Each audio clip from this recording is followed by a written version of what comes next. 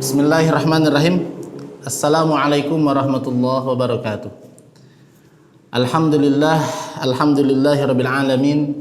Nahmaduhu wa nasta'inuhu ala umurid dunya waddin. Wassalatu wassalam ala asyrafil anbiya'i wal mursalin. Habibuna wa maulana Muhammad sallallahu alaihi wasallam wa ala alihi wa ashabihi ajmain. Amma ba'd. Alhamdulillah, Allah subhanahu wa ta'ala perkenankan kita untuk bisa berkumpul bertatap muka secara virtual. Mudah-mudahan Allah berkenan untuk menurunkan keberkahan di sela-sela waktu kita yang kita gunakan untuk mencari ilmu, dan mudah-mudahan keberkahan itu pula menyebar luas kepada keluarga kita, kepada lingkungan kita, terutama hadir di dalam hati kita. Salawat serta salam kita haturkan kepada baginda Nabi Muhammad sallallahu alaihi wasallam, juga kepada keluarganya dan para sahabatnya, dan kepada umatnya hingga akhir zaman insyaallah. Allah subhanahu wa ta'ala berfirman, a'udzu billahi minasyaitonir rajim, bismillahirrahmanirrahim.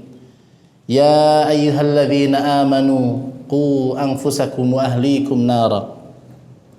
Wahai orang-orang yang beriman, peliharalah dirimu dan keluargamu dari api neraka. Surah At-Tahrim ayat yang ke-6. Jamaah sekalian, ayah dan bunda rahimani wa rahimakumullah. Alhamdulillah, di tengah kondisi yang masih berada di situasi pandemi, tentunya ini bukan menguji satu negara tapi di seluruh dunia. Dan ujian ini pun Allah subhanahu wa ta'ala hadirkan untuk kita sebagaimana kita adalah seorang mukmin yang tidak akan lepas dari ujian daripada Allah subhanahu wa ta'ala, sebagai bentuk ujian adakah keimanan itu hadir di tengah-tengah hati kita. Ya, mudah-mudahan Allah subhanahu wa ta'ala perkuatkan kita dengan kesabaran. Allah hadirkan untuk kita keimanan dan ketakwaan, sehingga pada proses perjalanan hidup yang kita jalani, kita menatap langkah dengan optimis, penuh dengan keimanan, yakin akan pertolongan Allah subhanahu wa ta'ala. Dan kita berdoa kepada Allah agar Allah segera mencabut pandemi ini dari muka bumi, dan mudah-mudahan Allah subhanahu wa ta'ala memberikan keberkahan yang tidak ada batasnya untuk kita selaku kaum muslimin. Ayah dan bunda yang dirahmati oleh Allah, tentunya ayah dan bunda mendapatkan situasi yang cukup menguras pikiran, berupa yang di satu sisi para ayah harus mencari nafkah di tengah pandemi, di sisi yang lain para ibu dituntut untuk menjadi guru 24 jam nonstop, yang seharusnya yang biasanya anak-anak bisa belajar di kutab secara tatap muka dengan para guru-guru, namun hari ini dalam kondisi yang cukup menguji kesabaran kita, para ayah dan bunda dituntut untuk bisa mengajar anak-anaknya juga. Dan tentunya kita dapati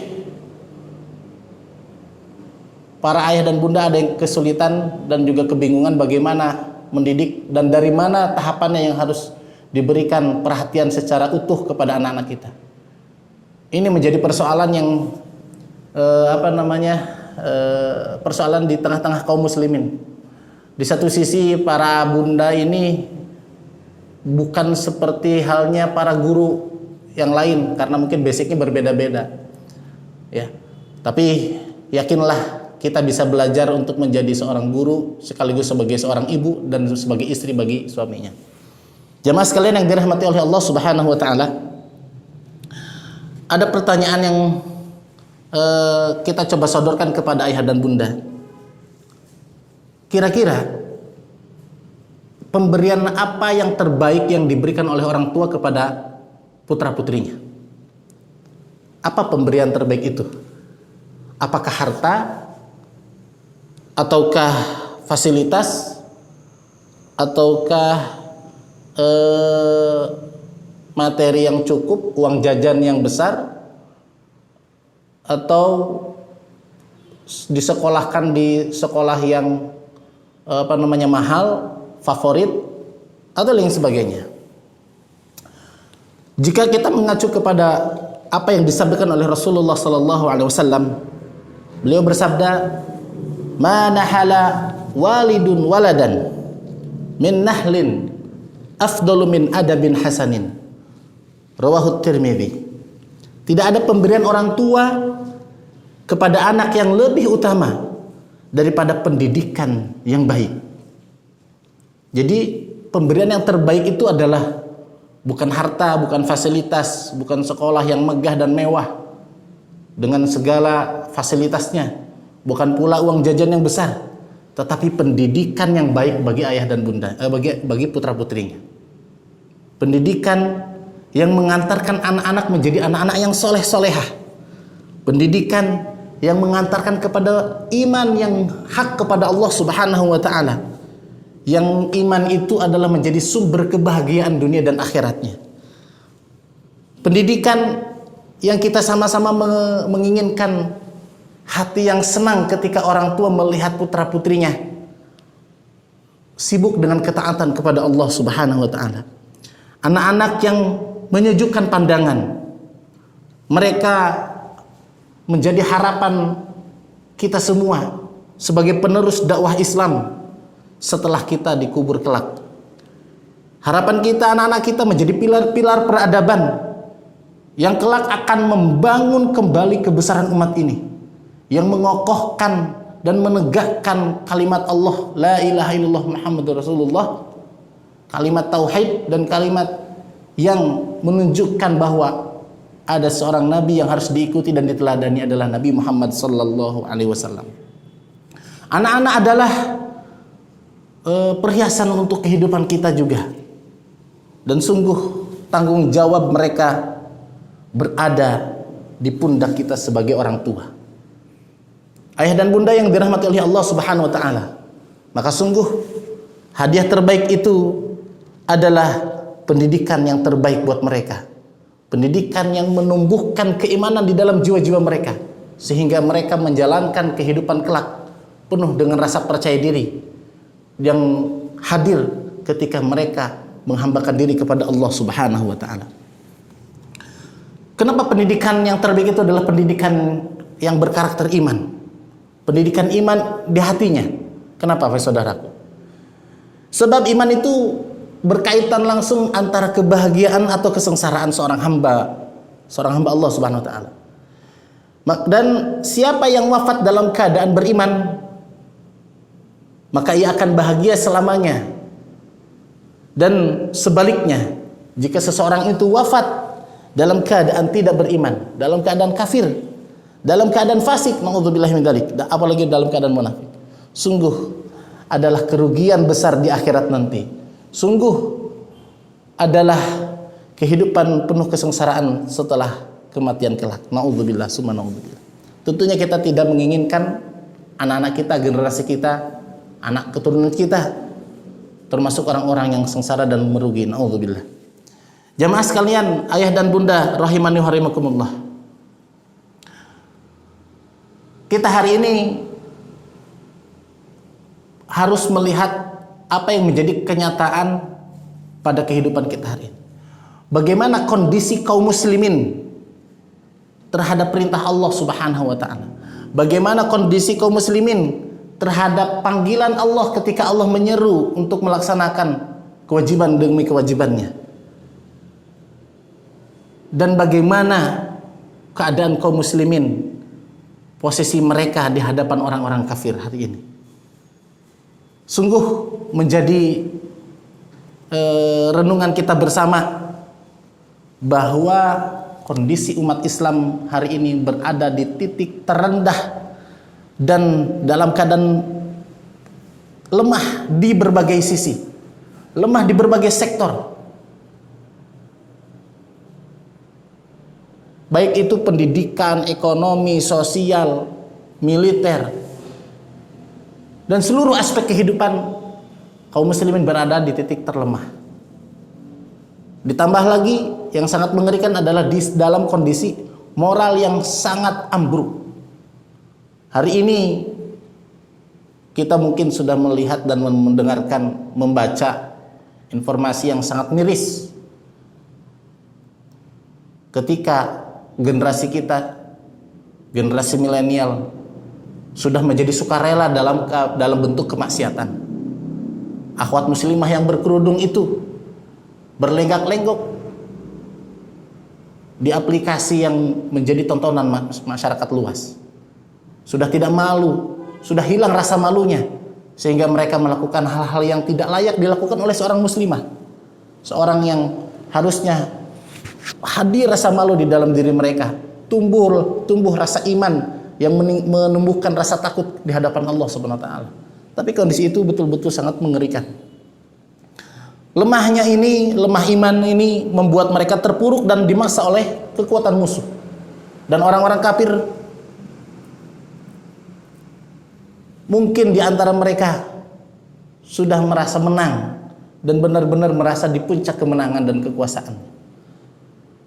Perlu disadari oleh ayah dan bunda sekalian bahwa di antara strategi orang kafir adalah mereka menjauhkan kaum muslimin dari hidayah Allah. Mereka punya tujuan mencabut dan menjauhkan Al-Quran dari hati kaum muslimin. Dan ini seharusnya menjadi perhatian kita bersama, karena titik lemah yang dimaksud dan menjadi penyebab kerusakan moral ini, terutama kelemahan di berbagai sektor ini, adalah jauhnya kaum muslimin dengan Al-Quran. Tidak lemahnya iman di dalam jiwa-jiwa mereka. Sebagai bukti yang lain adalah bahwa kita mengerti buruknya maksiat, tapi tidak sedikit dari kita yang belum bisa menahan dan menjaga hawa nafsu kita. Kita faham betul bahwa ghibah ini adalah perkara yang haram, tetapi masih banyak dari kalangan kaum muslimin yang melakukannya. Kita sadar betul berukhuwah itu adalah perintah Allah. Sebagaimana Allah Ta'ala berfirman, innamal mu'minuna ikhwah. Mu'min itu bersaudara. Tetapi masih banyak di antara kita yang berdebat kusir, kemudian saling menjatuhkan, saling mengejek, saling menghina. Kita faham persatuan itu adalah merupakan perintah Allah Subhanahu wa taala. Sebagaimana Allah Subhanahu wa taala berfirman, wa'tasimu bihablillahi jami'a wa la tafarraqu. Berpegang teguhlah kalian dengan tali Allah. Berpegang teguhlah kalian semua dengan tali Allah. Tali Allah di sini disebutkan di tafsir Ibnu Katsir adalah Al-Qur'an. Berpegang teguhlah kalian dengan Al-Qur'an ini. Wala tafarraqu, dan janganlah berpecerai-berai, janganlah berpecah belah.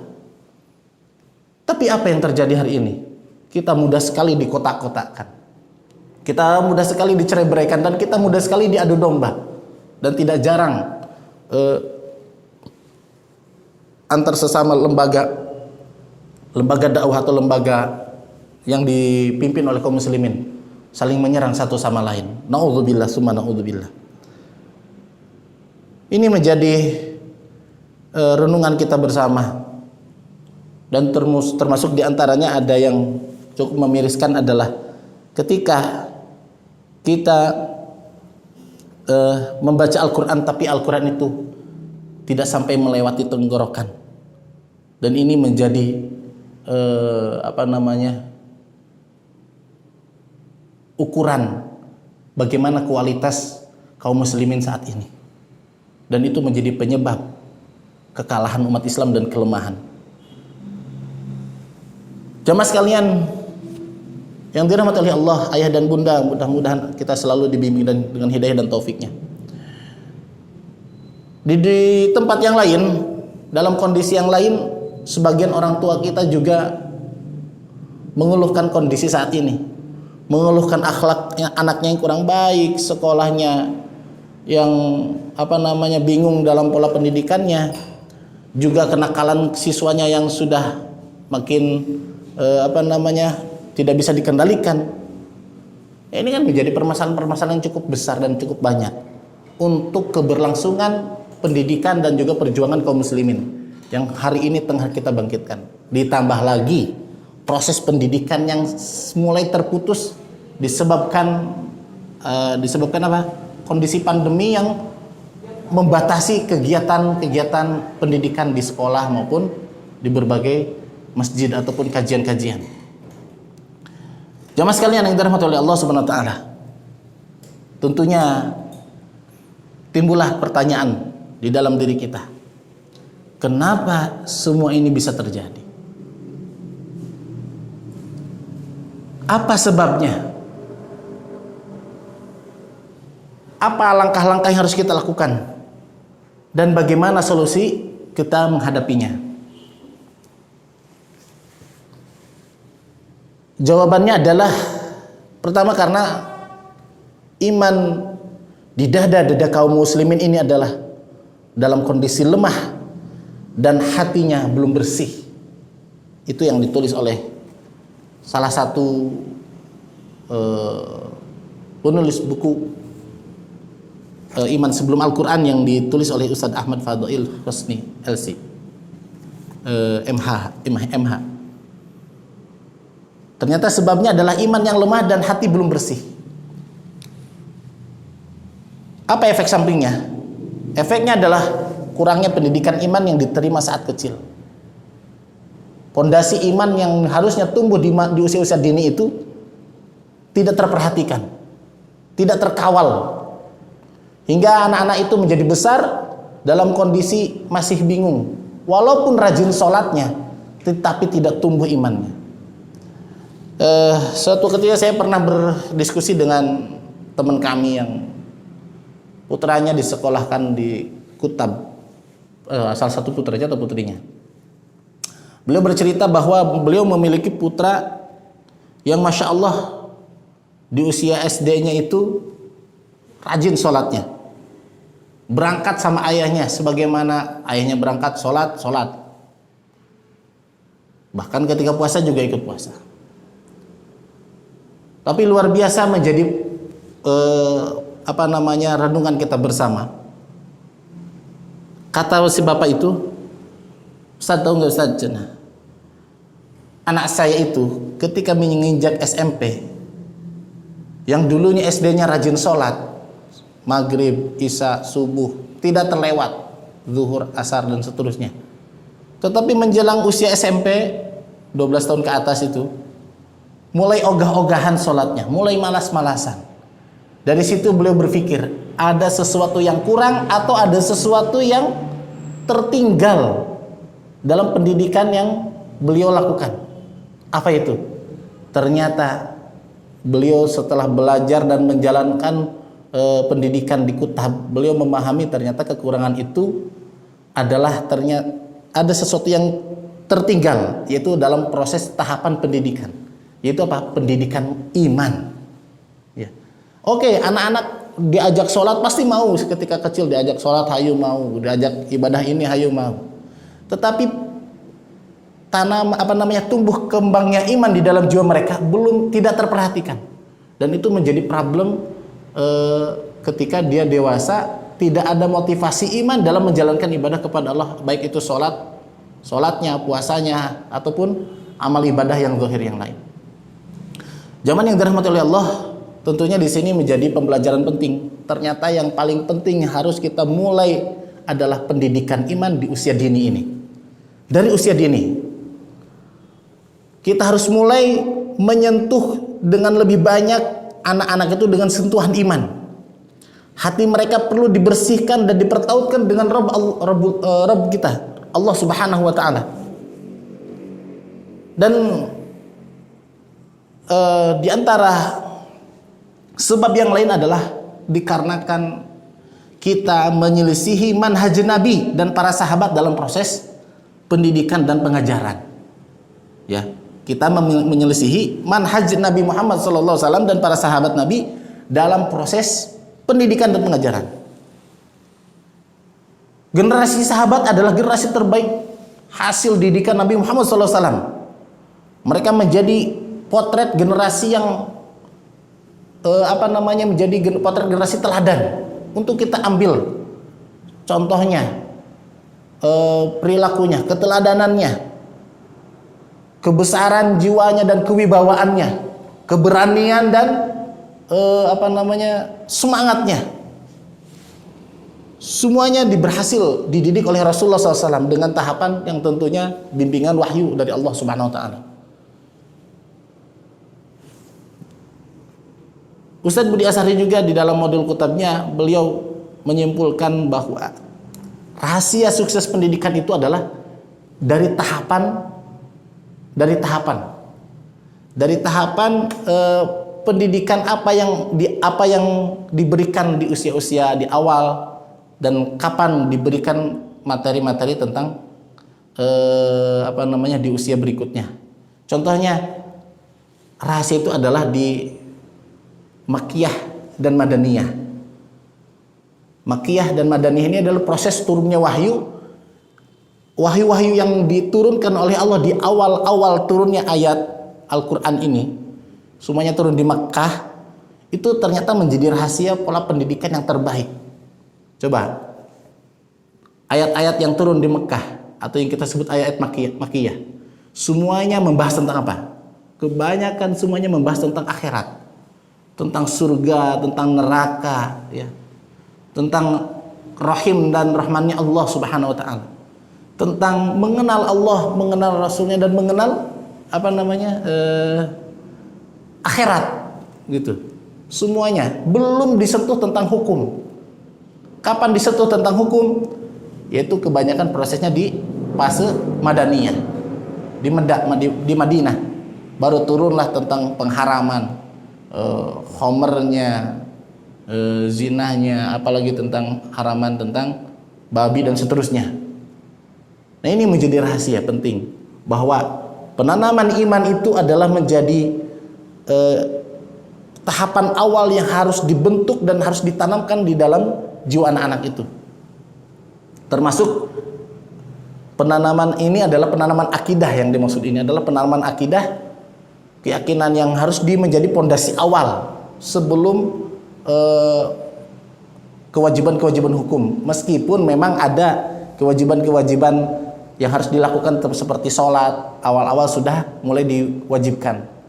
Ya, di fase Makkiyah itu sudah ada perintah sholat, juga ada perintah qiyamul lail, dan perintah beberapa perintah yang lain sudah ada dilakukan. Tapi yang jadi titik awal adalah untuk perbaikan generasi kita adalah dimulai dari tahapan pendidikan, dimulai dari penanaman iman untuk anak-anak. Nah, di sini kita di di masa-masa pandemi ini menjadi momen yang luar biasa bagi ayah dan bunda untuk belajar, untuk memulai pendidikan itu, memberikan sentuhan ke anak-anak itu adalah sentuhan tentang iman.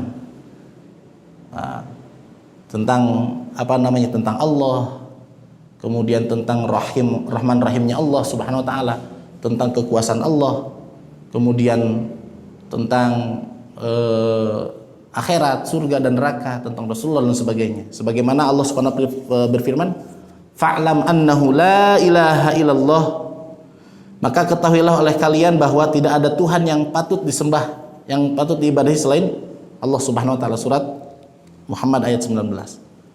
Ini menjadi awal yang harus difahamkan kepada anak-anak kita, dikenalkan tentang Allah Subhanahu Wa Taala. Jamaah sekalian yang dirahmati oleh Allah Subhanahu Wa Taala, para sahabat adalah mereka menjadi generasi yang terbaik bukan karena banyaknya ibadah yang mereka kerjakan, tetapi karena iman dan kebeningan hati mereka, unggulnya keimanan di dalam jiwa mereka, di dalam diri mereka.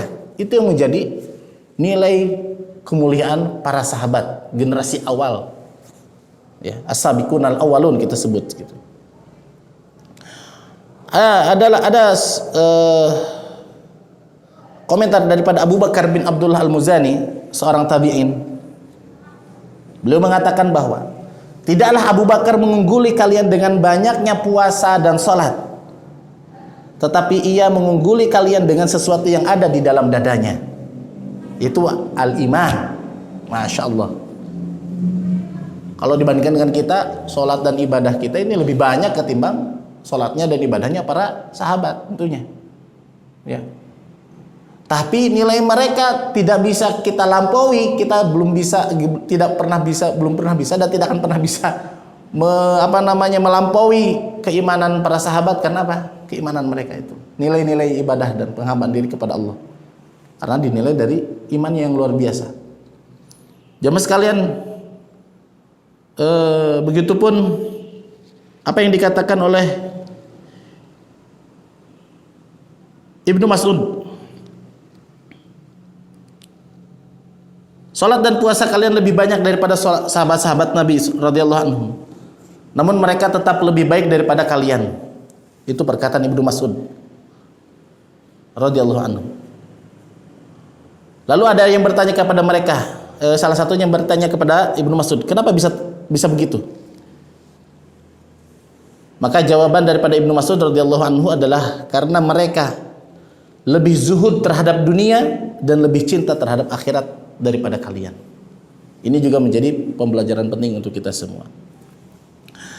Jamaah sekalian yang dirahmati oleh Allah Subhanahu wa taala, bila kita mengkaji hadis-hadis Nabi Muhammad SAW, kita akan dapati data yang menunjukkan bahwa betapa besarnya perhatian Rasulullah SAW terhadap akidah para sahabatnya, terhadap imannya para sahabatnya.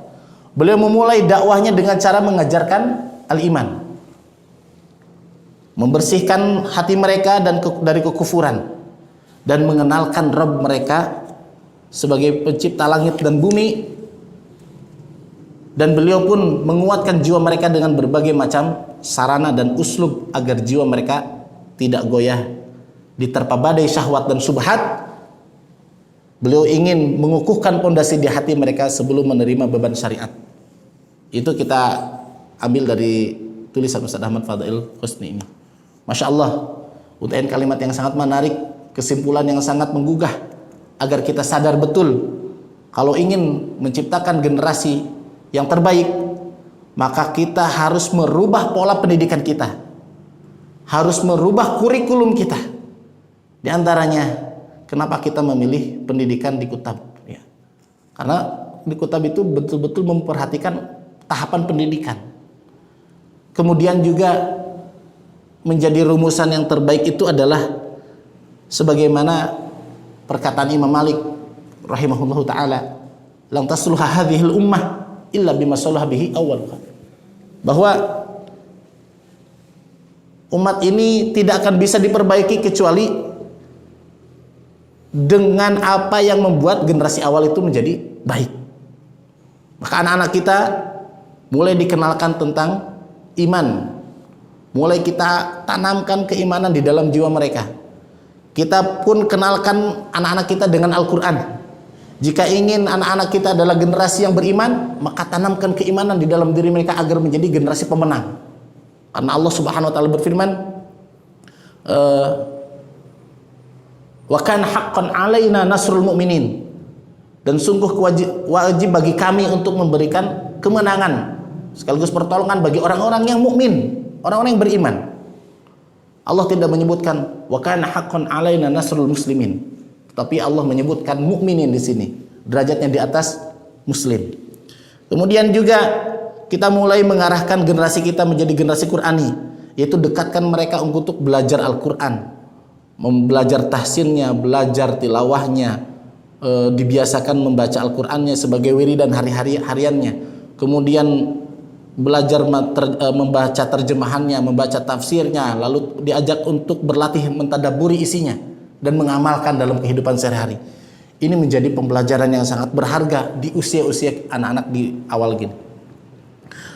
Kemudian juga hendaknya kita sebagai keluarga muslim untuk mulai memperhatikan akidah anak-anaknya dan memelihara akidah mereka, mengawal sampai betul-betul kuat dan kokoh. Jangan sampai baru usia sampai 12 tahun dikawal, tapi SM usia yang sudah 13 tahun ke atas sudah mulai dibiarkan begitu saja, padahal masih rentan dan masih bisa berubah.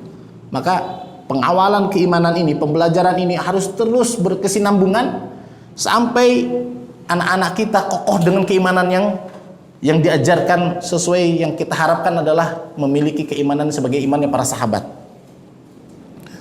Kita harus kawal dari serangan berbagai fitnah, apalagi fitnah di akhir zaman hari ini, di zaman kita hidup hari ini. Kalaulah kita tidak memperhatikan kondisi mereka, maka yang kita khawatirkan adalah mereka sudah mau kita didik tapi mereka berubah di tengah jalan, akhirnya rusak di usia-usia menjelang dewasa. Jangan sampai anak-anak kita menjadi musuh bagi kita. Tapi harapan kita adalah anak-anak menjadi pilar-pilar agama Allah mulia ini, menjadi yang memajukan dan menegakkan agama Allah yang mulia, menyebarluaskan dengan penuh akhlak yang mulia, keimanan yang kokoh, tujuan yang lurus, dan muncullah peradaban Islam dunia yang terbaik hingga terbebaslah Al-Aqsa, dimenangkannya Islam di atas orang-orang kafir. Kemudian tegaknya khilafah ala minhajin nubuwah. Sudah saatnya kita hari ini untuk kembali ke pola tarbiyah yang diajarkan oleh baginda Rasulullah sallallahu alaihi wasallam, agar Allah berkenan menghadirkan kembali generasi terbaik yang siap memimpin bumi ini, yang membawa keberkahan untuk seluruh alam semesta, yang menyebarkan rahmat bagi seluruh alam semesta. Yang terakhir, kami kutip sebagai penguat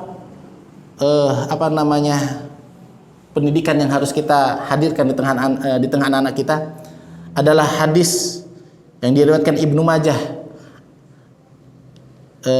dari Jundub bin Abdullah radhiyallahu anhu, ia berkata, kunna ma'an Nabi sallallahu alaihi wasallam wa nahnu fityanun hazawiratun fata'allamna al-iman qabla an nata'allama al-Qur'an summa nata'allamna al-Qur'ana fazdadna bihi imana.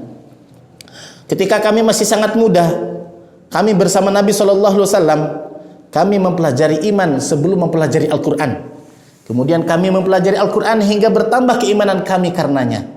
Maka dari sini menjadi bukti, dan ini adalah saksi daripada Jundub bin Abdullah tentang pola pendidikan yang dijalankan oleh Rasulullah, yaitu adalah penanaman iman sebelum Al-Qur'an.